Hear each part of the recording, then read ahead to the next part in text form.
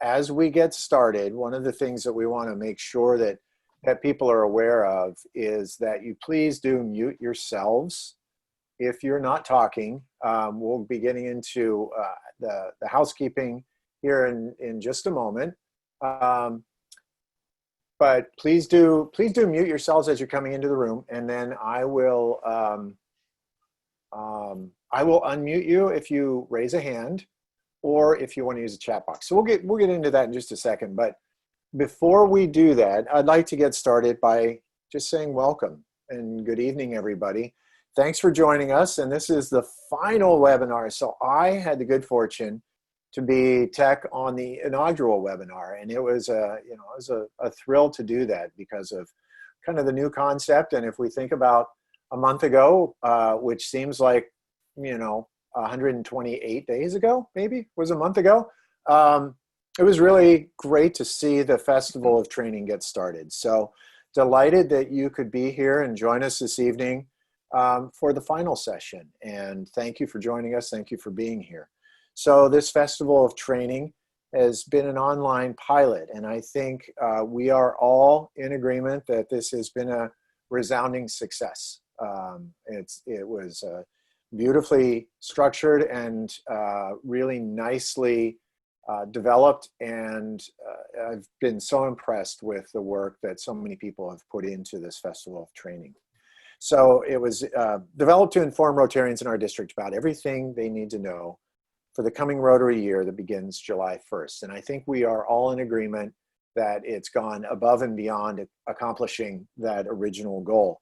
But I want to take a moment now to congratulate District Trainer Jean Withers and her team, including District Governor Bill McElroy, District Governor-elect Kathy Gibson, District Governor nominee Howard Cohen, for their terrific work that they have put into this, putting the concept together and actually making it something that we have all been able to enjoy for the past month. So thank you all so much for the work that you did. Really so impressed with what we've been able to do for our district. A great deal of work has gone into the development and execution. And I encourage everybody to, the next time you see Jean, when we're all actually able to see people and we're all together, thank her for the work and the amazing resource that she has been for our district. So this evening, what we're going to cover is online Rotary meetings and how to optimize those online Rotary meetings. Now, a month into this, I think many of us feel like we're veterans of online meetings, but there are ways to do it that are really make them more effective for both you as a presenter and also your audience. Presenters this evening are Arden Clies with Clies Etiquette, member of the University District Rotary Club, and Ryan Hamilton, Seattle Technology Group, and a University Sunrise Rotarian. And as I've already mentioned, my name's David Bobanek, and I'm serving as tech support for this evening, so continuing to admit people into the room. So quickly, let's go through a little bit of housekeeping. If you've not already done so, please mute yourself as you're coming into the meeting. It's easier if you mute yourself than if we, as the folks who are running the meeting, mute everybody. So as you'll see, you can just mouse over to the bottom of your screen, click the mute button, and then you'll be muted, and it'll be a little bit easier for our presenters. Also, if you want to ask questions, please use the chat box. Again, mousing over, clicking on the chat icon, and then just typing in the question or message that you would like to have. And then also, if you're joining by smartphone, there are smartphone functions that you'll see at the bottom of your screen. And so on the next slide, we'll talk about the vision of Rotary International. I think this is what really drives everything that we've tried to do with the training and with what we do as Rotarians. So the vision of Rotary International is pretty straightforward, but it is all-encompassing. Together, we see a world where people unite and take action to create lasting change across the globe, in our communities, and in ourselves. And I think that there are very few organizations on the planet that really span this arc of service from across the globe all the way to within ourselves. And I think that that's one of the superpowers of Rotary and all of us as Rotarians. So with that, I'd like to turn it over to Arden. Thanks so much, David. And I'm so glad that we could do this training. We're really excited about it, Ryan and I are. So I thought I'd start with this very fun cartoon that I think you could probably relate to. I'll give you a moment to read it.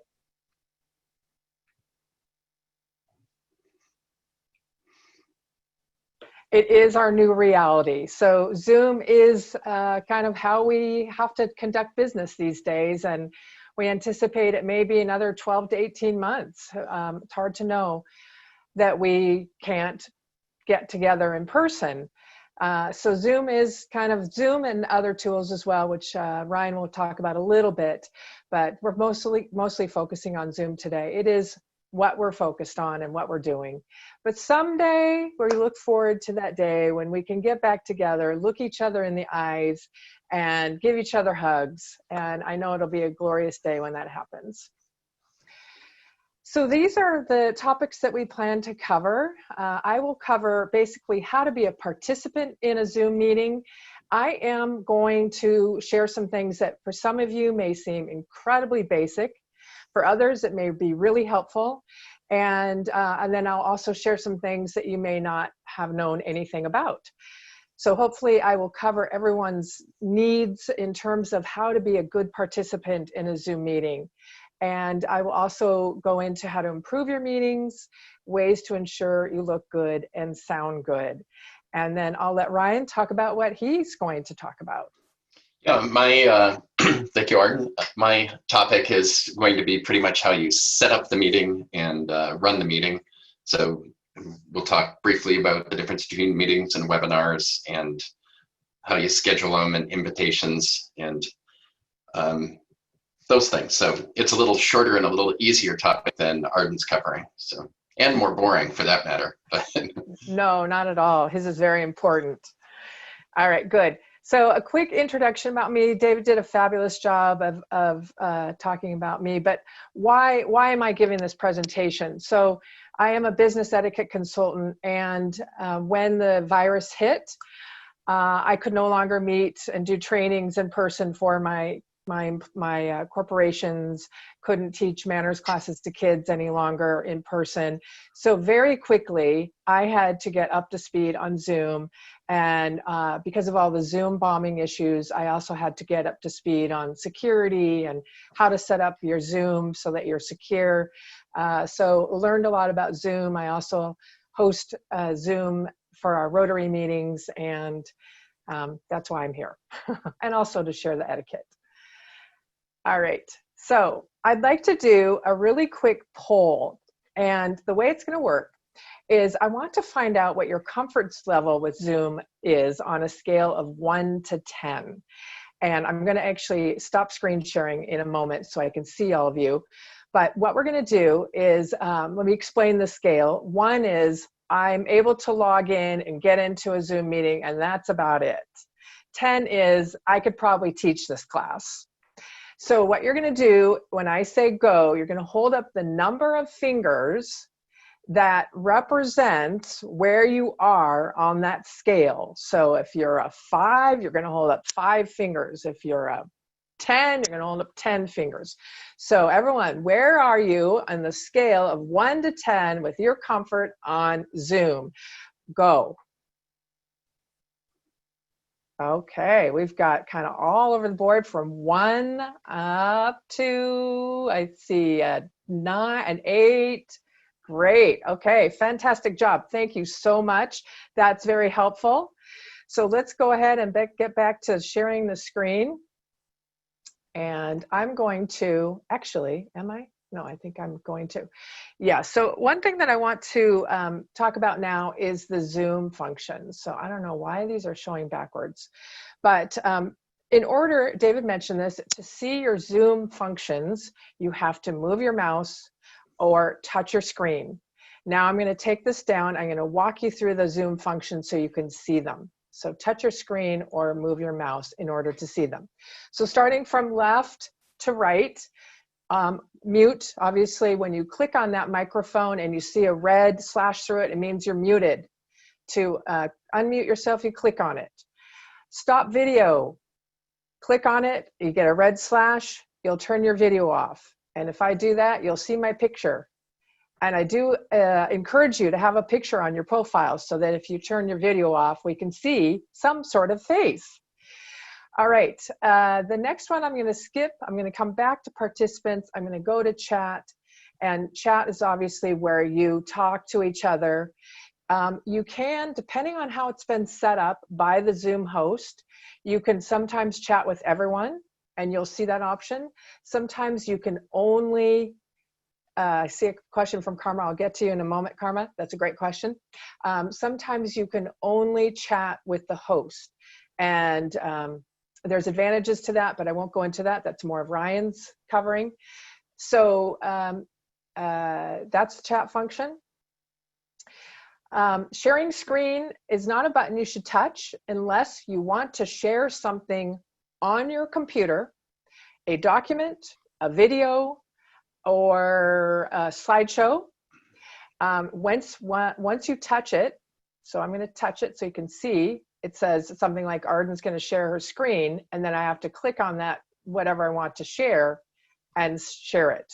So you should not click that unless you want to show something on your screen. And then reactions is really fun. Can everyone see reactions? You've got two choices when you click on that.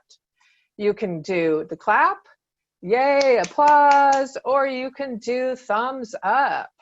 And that's a really nice way to just get some interaction into your meetings and let the speaker know that you think they're great, they're fabulous, whatever you want to do. So those are all great features. I now want to talk about participants, that participants button. And I'm going to go back to sharing my screen so everyone can see something on that. And then I'm going to stop again. So participants, when you click on participants, and I'll let you do that, you can actually probably do it, I think, but maybe not. You should be able to raise your virtual hand. So the way it looks is you click on participants, and then you click on raise hand. Oh, good, I see some. Go ahead and raise your hands. If everyone can find that button. See down below here, that's a picture of me and my husband. Oh, good. Look at everyone raising your hand. That is fantastic. Fantastic, fantastic. This is a really, really important function for meetings, because if the meetings are big, people cannot see, your Zoom host cannot see all of you in one screen.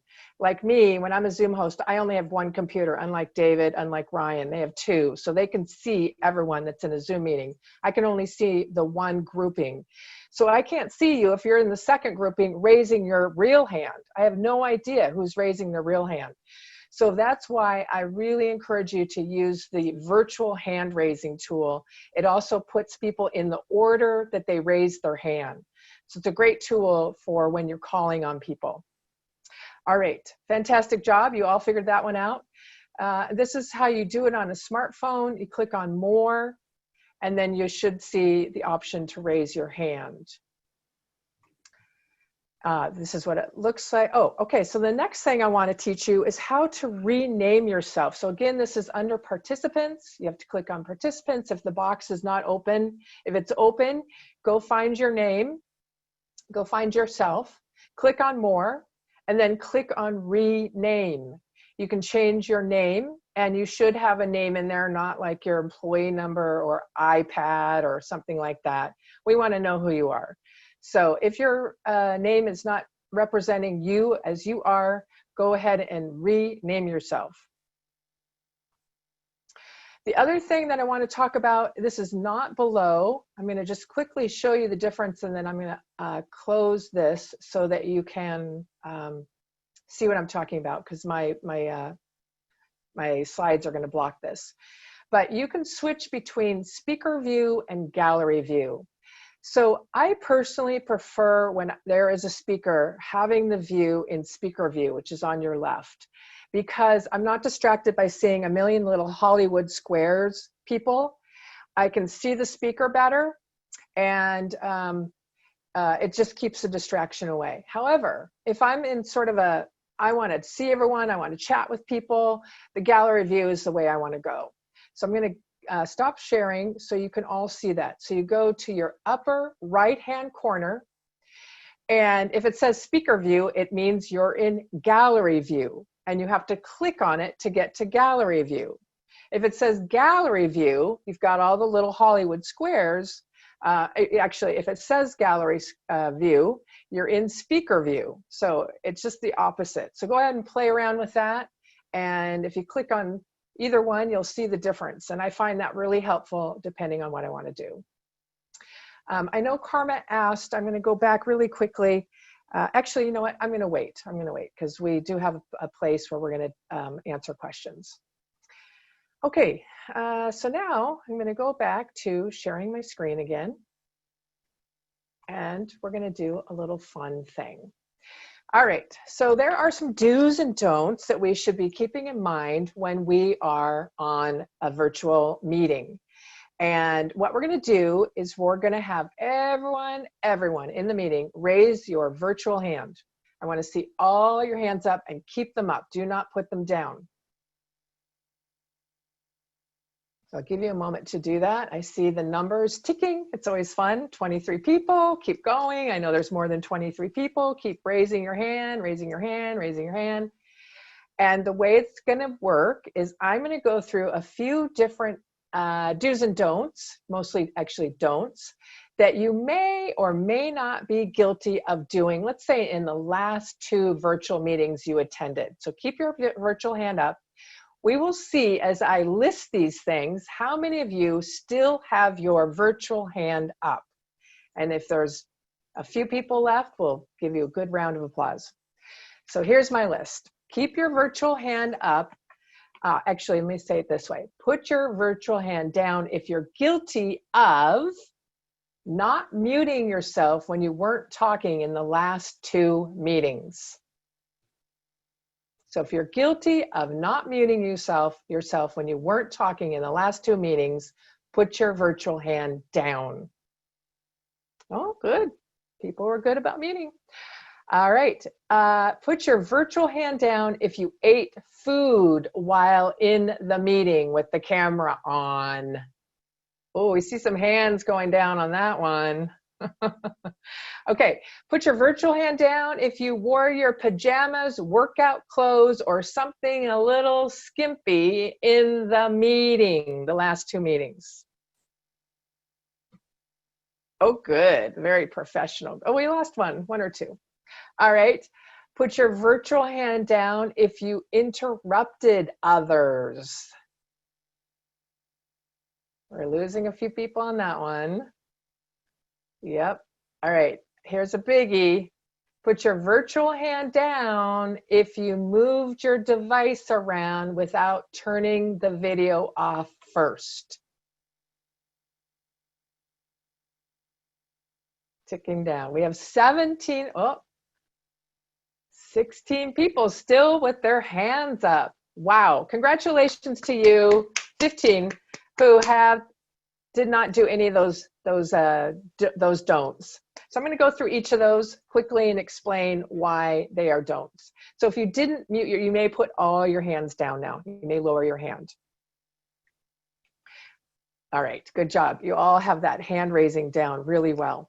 Okay, so if you didn't mute yourself when you weren't talking in the last 2 meetings, so why that's important is even though you might be as quiet as a mouse, the microphone picks up everything that's around you. So a barking dog, sirens going by, fighting grandkids or kids, other family members, everything is picked up. And even your breathing. Even you writing on a piece of paper, it's all heard. So it's really important that you mute yourself when you aren't talking. The next one was if you ate food while in the meeting and didn't turn your camera off. So the reason that's a big no-no is no one really wants to see you eat. And we know sometimes we're in a lot of meetings. So if you have to eat, turn your camera off. I taught you how to do that, your video off. And turn your sound off as well. Make sure you mute yourself. Preferably, you don't have to eat in a meeting, but sometimes it happens. The other one is if you wore your pajamas, workout clothes, or something a little skimpy to a meeting. I think, I've seen my share of pajamas in Zoom meetings, and it always is a little like, whoa, that's a little too personal. I don't want to see someone's pajamas. I don't want to see their really casual weekend clothes. I want people to look professional, like they're, that you're dressed for business. That's really what I'm looking for. If you interrupted others, so it's particularly important that we use a little bit more silence on Zoom or a virtual meeting, because you don't have as much visuals to see when someone is finishing up. And when you do talk over someone, no one hears anything. It's just blah, it's like this, blah, blah, blah, blah, blah. So give people a little bit of some silence before you jump in. And then I also talked about, it is really great if you can raise your virtual hand. So this one was if you moved your device around without turning your video off first. I'm sure you've seen this, and it is really hard to focus when someone's moving around all the time, either themselves or their device. And so if you need to, I know sometimes the place you're sitting in may not be where you want to be. Turn your video off before you move your camera, your device, whatever it is, or your laptop. All right, wow, time is flying. So I'm actually going to skip this, and I'm going to jump right into some other video meeting do's and don'ts. So some other do's and don'ts: please stay focused, turn off other devices. So when I sit down to a Zoom meeting, I put my phone on do not disturb, I turn my cell phone off, I wear headphones, I close all the doors, because I want to stay focused. I don't want to be looking at other devices or have them ring. So I like to use a headset for a couple reasons. I can hear better, people can hear me better. It also keeps the meeting quiet and confidential. So my husband won't hear everyone talking if I'm not wearing a headset. And so, he's trying to work. So I'm just trying to keep the noise down for him as well. It's really important to keep chat comments to a minimum, because think of it like in an in-person meeting, it'd be like having a side conversation. Did you blah, blah, blah? Yeah, I know. Can you believe blah, blah, blah? So chat comments can get really distracting, particularly if they're to everyone, even if they're just to one person. So think carefully about, do I really need to chat right now? Do I need to use that chat, or can I wait till later? Virtual backgrounds are really, really fun. They are, actually, I'm feeling like I should show it to you. I'm sure you've seen them, and I'm going to tell you how to use them in case you want to, because I know that was a question. So if you're interested, you click on the little up arrow next to stop video, or stop video, or start video, wherever you are. The little up arrow, it's a little caret. If you click on that little up arrow, you click on choose virtual background. And I'm going to go to San Francisco. I'm in San Francisco now. So you should have some options to have a virtual background if you like. They can be distracting. So, if you use one, don't continue to use it throughout the whole, don't keep going back and forth to different virtual backgrounds. The other thing is they take up a lot of bandwidth. So there is some downsides to having a virtual background. The other thing that takes up a lot of bandwidth, if you have low bandwidth, is your video. So if you're getting a message that's saying your internet is unstable, turn your camera off, your video off, and then people will hear you. So this one's really important. Give thought to where you position your device. So I'm sure you've seen this, where you're looking up my nose, or, or someone who's way back here or down. Try to have your device so that it's eye level. And you can do that using a file box. I use a sit-stand desk. And why it's good to do that is because then people are really looking at you eye to eye rather than up your nose or up your chin. The other thing that's really important is about where you position it is you want to be with a window facing you, not with your back to a window, because that will put you in shadow. So if someone is hard to see, it's because they've got a window right behind them. I actually use a little circle light that I ordered on Amazon, and at night I turn it on so that there's light coming in on me. If you have a phone or tablet, try to get a little stand for it. You could put like, you could have something holding it up, like a cup or something. It's really best not to carry it around. And this is where we get into the moving thing, because then we're looking up your nose, but try to have a stand for it. Preferably you use a computer, a desktop or a laptop computer. That's the best device to use for a Zoom meeting. All right, so I'm a couple minutes over. I'm going to pause for some questions before I turn it over to Ryan. I know Karma asked a question before David gives me others. And that question was, how do you put your headshot? How do you put a photo of yourself in so that when you turn your video off, that photo comes up? So you have to go into your profile, your Zoom profile, and there is a place in there. It should be on the first page, like the right under profile. And I haven't looked at it recently, but I know it's just right there. And there's a place where you can upload a photo of yourself. Okay, Mike Madden has his hand up. Arden, so Mike, go ahead and unmute yourself and ask your question. My question is about the participants list. So I'm the club secretary. I have to do attendance at each of our meetings, and I'm doing that on a pad of paper every week. Is there a way to capture the list of people from that list? That's a really good question. You know, Ryan, jump in if you know this, or David. I would think that you could do a copy paste, but I'm not 100% sure, but it sure seems like it would be an easier way than writing it down. Yeah, I can't copy and paste. Yeah, Okay. there may be, I mean, another quick and dirty option is just to do a screenshot. That's true. That would capture it, and then you would have a little bit more time later. But if you are the one setting up the meeting, you can find a function where you can download the report in the admin section. So Mike, I don't know who's setting up the meeting, but you might want to just connect with the person setting up the meetings for your club. I don't know either. I'd never met the guy.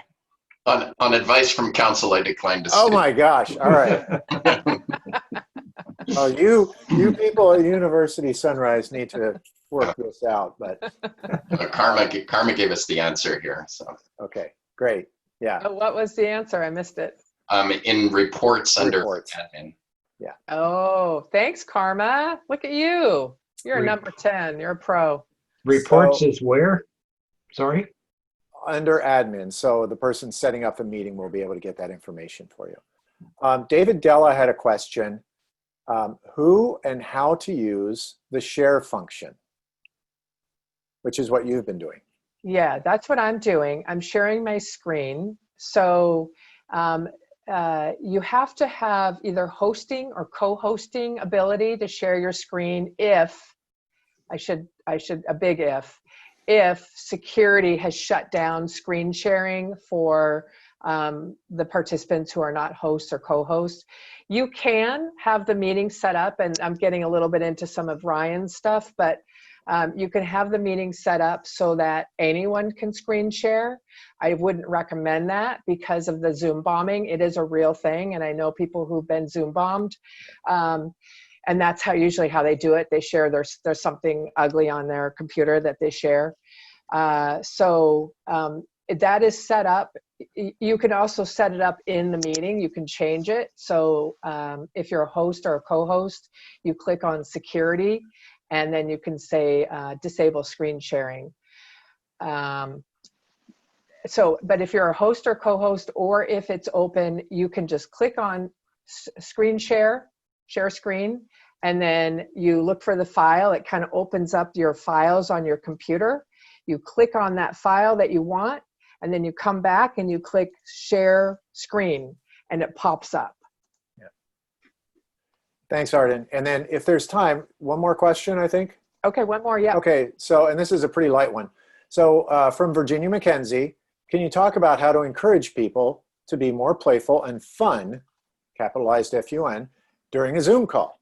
Like strategies for a happy hour with friends versus a work meeting. Oh yeah, such a great question, Virginia. Thank you for asking that. So I would encourage if you're hosting, having a question for people to answer, because it's really hard in a Zoom meeting to have a conversation. It just, if you think about a cocktail party, people go off in groups of 2s and 3s. They're not all together all the time. So one thing is to give the group a question and invite people to share one at a time. You can also put people into breakout rooms, and then you can decide how many people you want in the breakout room. You can put anywhere from, 1, you could put 1 person, but you wouldn't want to do that. So, 2 up to however many you want to put in there, and however many breakout rooms you want. Give them a question to talk about in the breakout room. Also encourage reactions. So we talked about reactions, the thumbs up, the hand clapping. And the other thing that I like to do in meetings is to have people like wave their hands and do a thumbs up. Body polls are really great, which I did in the beginning. Give me a number of fingers that you have for how comfortable you are on Zoom. So those are all some ideas. Great. Thank you very much. So we have a couple more questions, but maybe we move on to Ryan and then we'll circle back, because I think Ryan may be able to touch on some of these in his presentation. Perfect. I think that sounds great. I'm going to turn it over to Ryan. Ryan, do I have to come out? I think I do, don't I? No, I'm good. I'll get it. You want me to click it, or you've got it? I got it here. Okay. Thanks, Arden. Thank you. And let me move this. I think you can probably see it now. Oops. Yeah, you can see my screen, correct? Yes. Okay, excellent. I have to move my camera over here. And well, welcome and thank you. This is a little introduction and a qualifier. So I really don't have much particular expertise in this subject. My job is I have a small 6-person software company, and I spend most of my time writing software. So rarely talk to people, and so this is way out of my comfort zone. But one of those things that that one does. And so at work, we use Zoom, we use Microsoft Teams, we use GoToMeeting, and we use GoToAssist. So I have a little familiarity with some of the other programs. And my experience has been running our Rotary meetings since about March on Zoom. Excuse me here. And then I participated. No, Arden is kind of. This is a little bit. I think when Jean Withers put this program together, she kind of wanted a goofus and gallant element to it. So I think I have to play the goofus portion. Anyway, I participated as tech support for the Festival of Training, and that was for 8 sessions. So I became familiar with some of those features as well. So, but one thing to remember is if something I say sounds incorrect, most likely it is. And if something I say doesn't sound incorrect, it very likely could be. So just pretending here. So what platform? This session is mostly Zoom, but my company, we work with universities. So that's all our customers are universities, and 100% of the platforms used by these 150 universities are on this list. So people use Zoom, they use Google Meet, GoToMeeting, BlueJeans, WebEx, and Microsoft Teams. And so maybe some universities use others, but this really encompasses it. So what considerations should you use to decide which platform? And I think the really big consideration is how easy it is to join a meeting. So do you have to have an account? And do you have to be invited by the host? And so certain platforms like Microsoft Teams, I believe you have to be invited by the host. And Google Meet, I think it's the same way in GoToMeeting. And so the reason why that's a challenge is we send out our invitations and we want people to invite their friends, and I don't want to have people send me emails and say, oh, can you send an invitation to so-and-so? So Zoom and I think WebEx also has it this way, but it's very easy to be able to invite people without them having to create accounts or do other things. In the discussion period, I'll likely be proven wrong on this, and so it'll be good if somebody has additional information that'll be helpful. So what's the difference between a webinar and a meeting? And a webinar, they're appropriate when the attendees are communicating with the speaker. And so, and then a meeting is when the attendees are communicating with each other. And so this session we're having right now, most of the Festival of Training was webinars because we had a speaker and people asking speakers those questions. Arden really wanted this to be a meeting so we could have a little more collaboration and discussion between people. And meetings are more fun, and meetings are a really good choice for Rotary Club meetings. And I think you can do fine up to about 100 people, and then they might be really challenging over that. So our club said, we've had the maximum, I think, was just under 60 for a meeting, and it went great.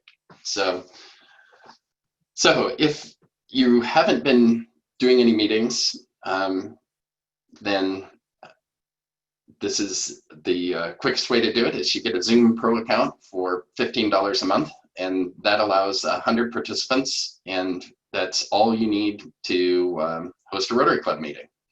And then the very first step is to schedule the meeting in Zoom, and super easy, click schedule. And then the one tip is to make sure you do a recurring meeting so that people can have the same link every week. So that's really helpful. And then our meetings begin at 7:30 in the morning. And I think a really important point is that we open it early, 15 minutes early.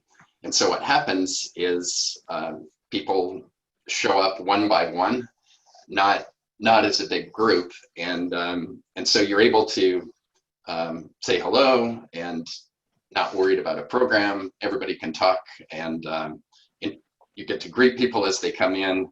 It's worked really, really well. And so there are quite a few settings when you set up the meeting. Now, most of these settings all come down to how much freedom you provide the participants. And actually, let me go back. Yeah. How much freedom you're providing the participants. And so and I guess the flip side of that is the more freedom you provide the participants, the less secure the meeting becomes. So that's a trade-off that you'll be dealing with. And so the way I set ours up, very, very loosely, we don't require a password.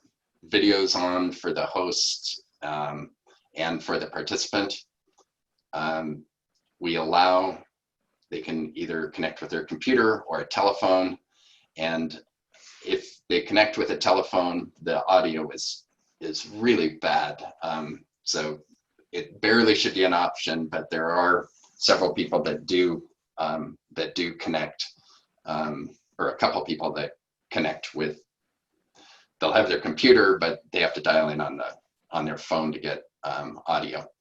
So this is a funny setting. It's enable join before host, and we don't allow it. I used to, but then I always got surprised. I would show up at a meeting that I was hosting, and then Colleen Johnson, who's on this call, she would already be there. And like, what are you doing here? So I think it's best to have that one turned off, so everybody, they get a message that says the meeting is about to start when host shows up, and then I show up. So we give them sound upon entry. We don't use a waiting room, and I think Arden brings up, a great point that the meeting room or the waiting room, what it allows is to make sure you know everybody before you let them in the meeting. And so it's a pretty logical security setting, and one which we haven't used. If I do this presentation in a year, it might be completely different if we had some experience. But and then authenticated users, what that means is, do they have to log in to Zoom, or can they just click the link? And so we haven't worried whether they can log in or not. And then we haven't recorded our meetings, so I have that turned off too. I think that's under discussion in our club for sure.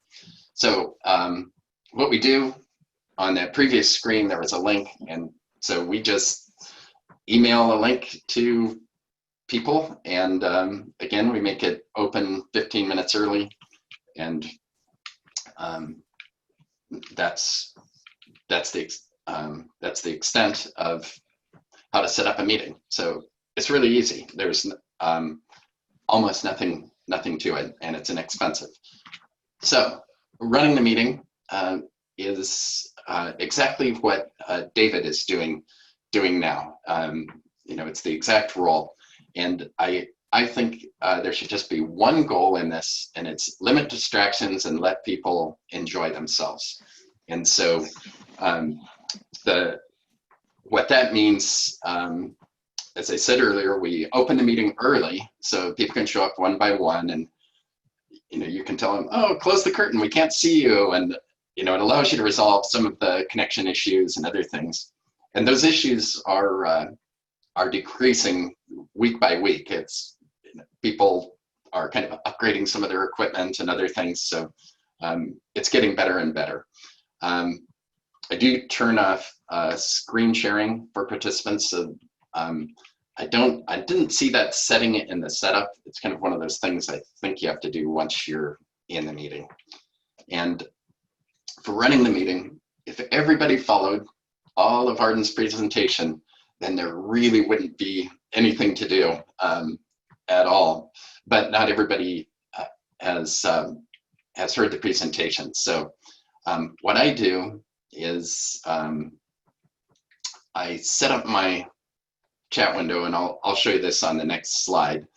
But I mute people when they're the source of background noise, and so so you're busily muting people all the time, and then I've taken people off video when their image is bouncing around. But I'll get to that in a second.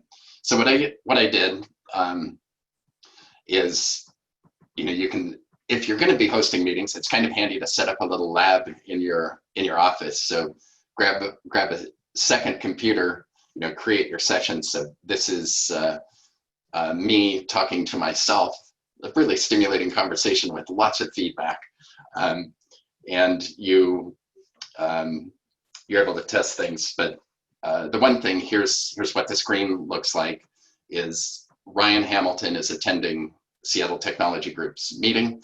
And so these are the choices I have. I can stop their video, I can make him a host, I can make him a co-host, I can allow a recording, I can rename him, I can put him in the waiting room, or I can remove him.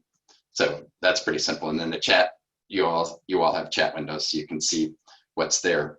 But if you have two screens, you can keep the gallery view on one screen and then put these other windows on another.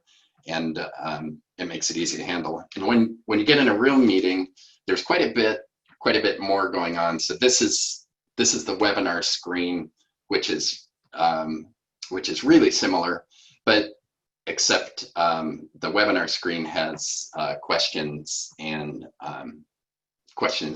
answers. So that isn't available on a GoToMeeting. But you can see the hands are raised and questions are coming in, and you're elevating people and you're turning the meeting, and nobody ever unraises their hands, so they're always up.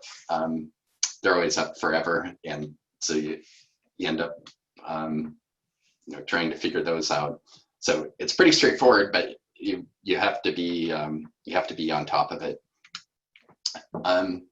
So our experience tips, and yeah, after quite a few meetings, there's several of us that discussed it after each meeting, like, oh, what worked, what didn't, and we, as I said earlier, organize them with the early start, so people can come in and chit chat, and then we hand it over to the president, he takes over the meeting at the official start time, and I mute everyone, and then he calls on people for thought for the day and vacation, Rotary Minute, and other things, and that seems to work well. One of the things on announcements is we started holding those to the end because we're getting a lot of guests because we have great speakers, and so people end up getting a lot of guests, and so the announcements can be really tedious.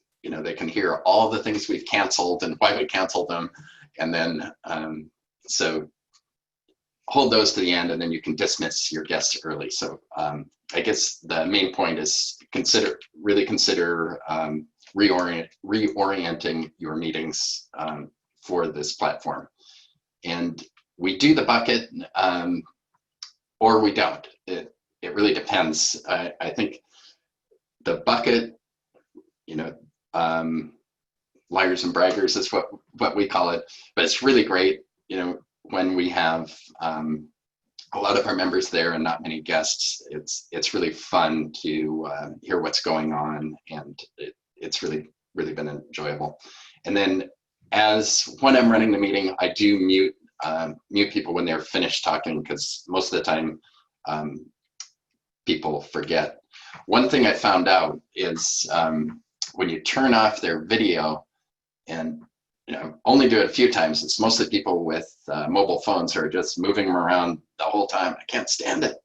So flip the video off, but I found out they can't turn their video back on. So, and unless you turn it on for them, and they get this really weird message like, Ryan Hamilton wants you to turn on your video. And I think the response most of the time will be, well, I'm not going to. And so I think you really can't turn their video off, or you would want to send them a private message if you did, saying, I'll turn it back on in a second once you've stopped moving around or something.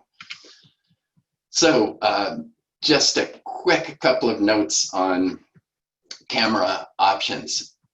You want to have a good camera. Actually, I'm going to flip back a couple of screens here.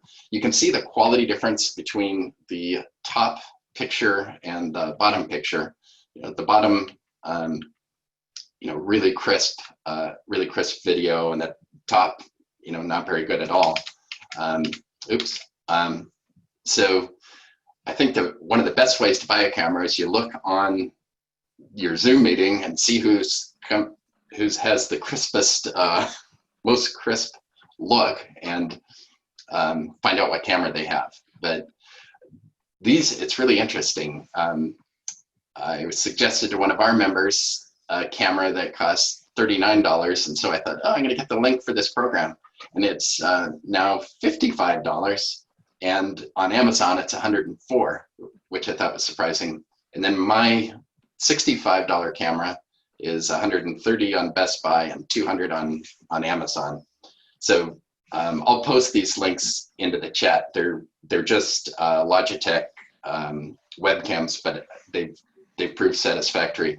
My wife has a Surface, and it's outstanding. Good camera, good audio quality. Any iPad, excellent camera, excellent audio quality. So there's nothing very special about this, but a bad camera and a bad speaker really disrupts a meeting, because the people just don't sound well, and so they don't get to participate. And I think for Rotary clubs, I think it's going to be 12 to 18 months. So it's I think really worthwhile to consider encouraging certain members to upgrade their equipment a little bit. So I think that covers everything I wanted to say. I'm going to turn my screen sharing off, which is something. Stop share. Did it? Great. In some cases, we may not want that high resolution camera. Okay, so we did have a little bit of a discussion about what is the bucket that you referred to, and I think it was worked out that it's the Happy Bucks, so Yeah. collecting Happy Bucks. So then there was some questions about how do you collect money from people doing Happy Bucks or buckets? And it looks like, Ryan, if you've got some thoughts on that, do you want to go ahead and chime in? But it also looks like Larry has answered that question as well. Great. Yeah. Yeah. Mike Madden had the correct answer. I write it down on a piece of paper, and then in 12 or 18 months, I'm going to track people down. Okay, so Larry's comment was that his club has a donate button set up on the website, which allows donors to specify what the donation is for, and that works really well. So if you do have Happy Bucks, I think it's something that you could just ask members to go on and make a donation via the website. That's actually a pretty slick way to do that. Great idea. And I see a couple of hands up, so just a moment. There was one that was a question for Arden. Arden, Virginia McKenzie is interested in the following. She'd be interested to hear what you have to say about when to stay on screen versus off screen. Unless the conversation is two-way, Virginia prefers to be off screen, but maybe you have a more nuanced answer. So Virginia, are you talking about having your video on or off? Is that what you mean by on screen and off screen? Yes, that's what I mean. Okay. Yeah, so there is some etiquette around that. So and in a big meeting where I'm not participating, I'm doing more listening, I usually turn my video off, and I do have my little picture. I'll show you again. And the reason I do that is because I raise my desk up and I walk in place. And I don't want to walk in place with my video on because everyone's going to be watching me going like this. And also, I don't need to be present. A small group, particularly a small group where I'm participating, absolutely, I keep my video on. It'd be like walking out of a meeting and not showing up again. It'd be really odd. Like, what are you doing? Why do you have your camera off? So it really depends on size of group, participation level. Great, thank you. Karma had her hand up. Karma? I did. Arden, when you were talking about the screen behind you, whatever that's called. Virtual background? Yes, thank you. Mm-hmm. I noticed in a very recent meeting I was in, the speaker had a virtual background, and depending on her location, you could actually see the background in her eyes, literally. Oh dear. Yeah. And what's that about? Are they too close, too far away? What? It's a lot of things. It depends on the lighting in your room. It does depend on where you are positioned. It can sometimes depend on what the virtual background is. So they can be fussy. And if you're seeing that it's pixelating you in any way, or it's doing something weird, it's best to just turn it off. I rarely use them any longer because they can be really distracting. Okay, so what do you do when you've got a speaker that's happening to, and it is very distracting? Do you just interrupt them, send them a message? What's the etiquette? So if they're speaking, it's hard to interrupt. But Yeah. I mean, if it was like a guest speaker, I probably wouldn't say anything. But if it's someone within the club, I probably would say something. Okay. Yeah. Because it's hard to concentrate when they're like disappearing and they're suddenly becoming And they look headless. like aliens when you can, Yes. yeah. Yeah. And I think that also is a cause to ask your speaker to come on a little bit before the meeting so you can test things like the mic settings and a number of other things, because they may not be aware of the fact that that virtual background is not working for whatever reason. Yeah. Okay. Judy Ginn. Hi, Judy.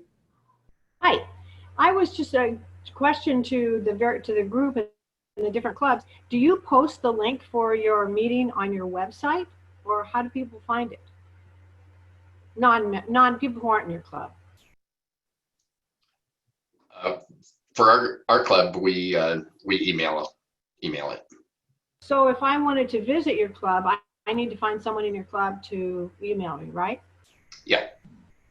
How about other clubs? Are you all doing that, or are you putting it where anybody can visit? Judy, We put ours on our Facebook page. on your Facebook page. Yep. If I may, hi. We're in process right now of developing a list of all clubs that are on Zoom, which is almost everybody now, and with the links to their meetings. And I'm sure we'll find a good way to distribute that so that you'll be able to find them and enjoy them. So you mean, we meaning the district is? Yes. Because I noticed, for example, we've had a bunch of people come from Nepal. Somebody must be helping them out to find this, and it's kind of cool, and I think it'd be fun to attend meetings elsewhere. Great idea. Yeah, indeed. We actually have 2 people from Nepal on the call this evening. I do want to mention, I saw a question about why I like waiting room, and some people were saying, you know, if you're using it to screen people, how would you know if it was a guest? We don't necessarily stop people from coming in if it's not people we recognize, but the reason we use it is it slows down a Zoom bomber somewhat, knowing that they have to sit in a waiting room. They usually know, oh, this group knows what they're doing, and there might be some more security things that they've implemented. I did see a question about what is Zoom bombing. So what happens is someone gets into a meeting that they found. I'll tell you that very early on, there was someone that got in on a class in social work on gender or sex and gender or something like that, and they shared their screen. The Zoom bomber shared their screen because the host didn't shut that down for everyone, and wrote very graphic things on the whiteboard, which is a feature that you have part of Zoom. I've heard of very horrible things happening with Zoom bombers, so it's a real thing. And all they need is access to sharing their screen. That's the biggest one. And they'll show very disturbing things. So that's why security is a pretty real thing. Great, thanks, Arden. So we are just about a minute away from 8 o'clock. We have a couple of questions. So with everybody's permission, we're gonna go over time just a little bit to make sure that we can get all the questions answered. So Mr. Enger. Yes, thank you. Ryan somewhat answered my question in one of his PowerPoints, but it had to do with the naming and renaming. Because when I go on to our club meetings, West Seattle, and the reason I put up on mine, I added PDG, not because I wanted to say that, even though a guy like Jesse Tam over there, we kind of keep him muted anyway. But I wanted to know, because I go on, or some people join our club meetings Zooms for the first time, or they're not used to being that many Zooms. And it's nice to, I wanted to know if the host or the president could go in and add behind a person's name, visitor, new member, speaker, because you go on and you see somebody and you're not really sure who they are. It's just Jim Brown, who is he? So again, Ryan answered that a little bit, but if you want to make any more comment on it, I'd appreciate it. Yeah, I was just able to rename you to John Enger PDG, yes. So yeah, it's straightforward to do. Yeah. I had a question. This is Howard. Oh, go ahead, Howard. How do you, on different screens, I have different names. So I have to go into one screen and have one name, and I go to a different screen and have another name. Where can you make your screen name the same for all calls, or how does that happen? Like if I join a district call, I'll put Howard Cohen District 5030, but on this call it just has my name with no D 5030. Yeah. Arden, do you want to answer that, or should I? Yeah, so you know, it's not a perfect science, but it's at your profile level. So when you set up Zoom, okay. Yeah. typically that's what will show up. That said, I showed up, unless David changed this, usually I just have Arden, and I showed up and it said Arden Kleiss. So maybe it's how I registered, I don't know, but typically it just says Arden because that's on my profile. Yeah, when we register for this meeting, we most attendees don't log in. You just follow the link, and it's how you registered for this meeting. Yep. Okay, thank you. One more question. Greg Schaefer, you've had your hand up for a while. Oh, I meant to take it back down actually, but just wanted to let everybody know, I put it in the chat. Recently I got an email from Zoom, and if you switch to annual billing, you get a $60 savings over the current $15 a month. Great, thank you. That's terrific to know. Really helpful information. I think actually I'll take you up on that. So I don't see any additional questions. I see lots of congratulatory comments to both Arden and Ryan for your great work tonight. So thank you both so much for helping us to finish out the Festival of Training.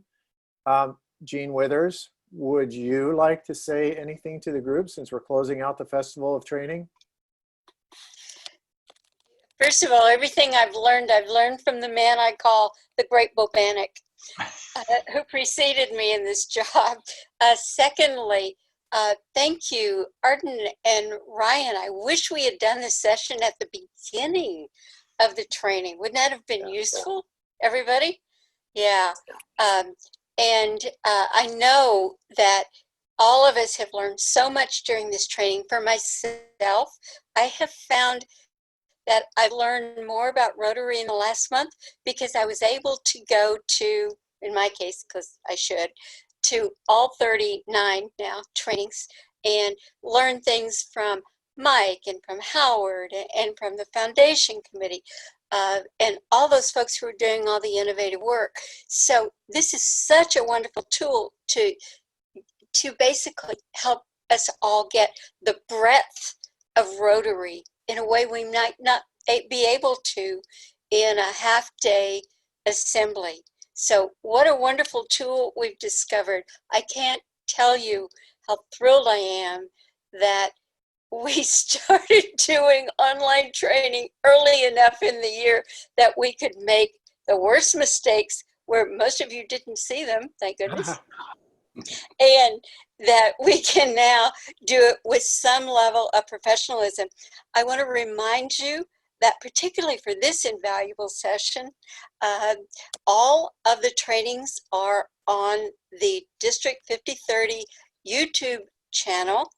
And that was in an earlier link sent to you this week. I'll make sure that all the presidents and presidents-elect get it so that you'll be able to share it among your club again. But most of all, thank you all. And David, thanks for being our first, last, and best host. You bet. Thanks, everybody. Great job, Jean. And thank you. We'll look for the recording soon. Have a great evening. Thank you. Thanks, Thanks a lot. everyone. Have a good night.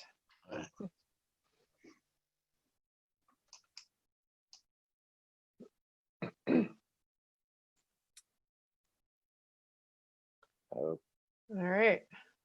Good job. terrific. So we still have a couple of folks that are on. Looks like Ryan is Left. gone. So, All right, I'll leave too. Thank you so much, oh, David. of course. Appreciate Thanks, your help. Arden. Yeah. Hey, so it's just the two of us now, which is great. Are we sharing the slide decks as well? Have you gotten instructions on sharing the decks, or are we just doing the recordings? I don't know. I mean, I'm fine with that. You can do it. Okay. No one asked me about that. Okay. Well, yeah, I think it would be, honestly, I think it would be really helpful for next year, right? To have all of these slide decks that people, they don't necessarily have to use them, but it would be really nice for them to have access to them as they're building theirs out. So, okay, I'll ask Jean about it, but I've got the link that Ryan sent. So if that's needed, I can get it. Okay. Okay, great. Nice Awesome. job. Really Yeah, good job. Thanks Good to for see you. making it work. Of course. Have a Take good care. night.